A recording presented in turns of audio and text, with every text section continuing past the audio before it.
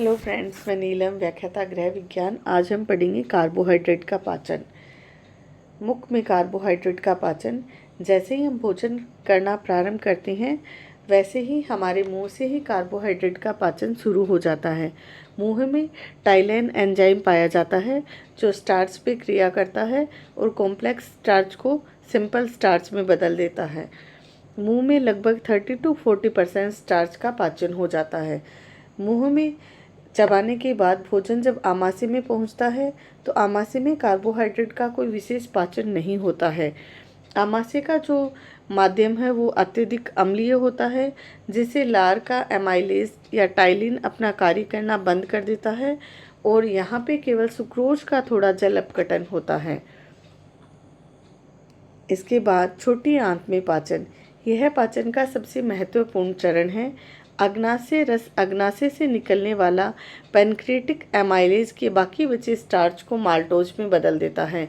Maltose है वो एक डाइसैकेराइड है जो ब्रश बॉर्डर एंजाइम छोटी आंत की दीवारों से कुछ खास एंजाइम निकलते हैं जो पाचन को पूरा करते हैं। माल्टोज एक डाइसैकेराइड है जो दो मोनोसैकेराइड ग्लूकोज प्लस ग्लूकोज के दो अणुओं से मिलकर बना होता है। जब माल्टोज पे माल्टेज एंजाइम क्रिया करता है तो ये अपनी सबसे सरल शर्करा ग्लूकोज में बदल जाता है। इसी तरह से सुक्रोज एक फल शर्करा है जो ग्लूकोज और फ्रैक्टोज दो मोनोसैकेराइड से मिलकर बना होता है। सुक्रोज एक डाइसैकेराइड है। सुक्रोज पे जब सुक्रेज एंजाइम क्रिया करता है तो फिर से ये अपने दो मोनोसैकेराइड अणु ग्लूकोज और फ्रैक्टोज में बदल जाता है। इसी तरह से लैक्टोज, जिसे दुग्ध शर्करा कहते हैं, लैक्टेज एंजाइम की क्रिया से मोनोसैकेराइड ग्लूकोज और गैलेक्टोज में बदल जाता है। तो ग्लूकोज, फ्रैक्टोज और गैलेक्टोज ये सब एक सरल शर्करा है जिनका रक्त के द्वारा अवशोषण कर लिया जाता है। अब हम देखेंगे एब्जॉर्बेशन कैसे होता है कार्बोहाइड्रेट का।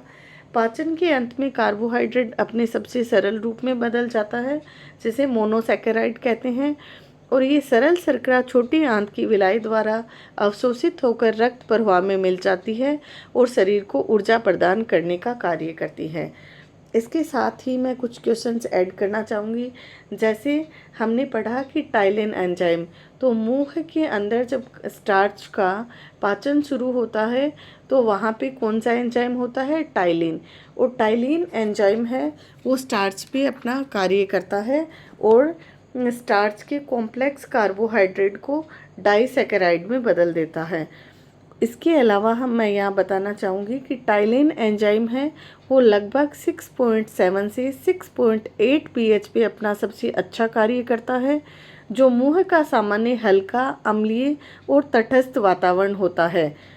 इसलिए मुंह में जो टाइलिन है वो अच्छे से कार्य करता है।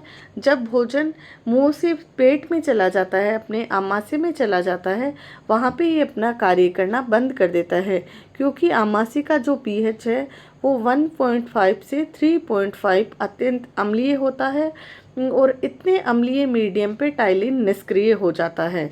इसके अलावा एक और बात, टाइलिन के एक्टिवेट होने के लिए क्लोराइड आयन का होना ज़रूरी है जो हमारी लार में पाया जाता है। जैसे ही भोजन को हम मुंह में लेते हैं, चबाना शुरू करते हैं और भोजन में जब लार मिलती है तो क्लोराइड आयन है वो टाइलिन को एक्टिवेट कर देता है और मुंह का जो पीएच लेवल वो 6.7 से 6.8 होता है। तो इस माध्यम में टाइलिन अच्छे से कार्य करता है और स्टार्च का पाचन मुंह में ही शुरू हो जाता है। Thank you friends.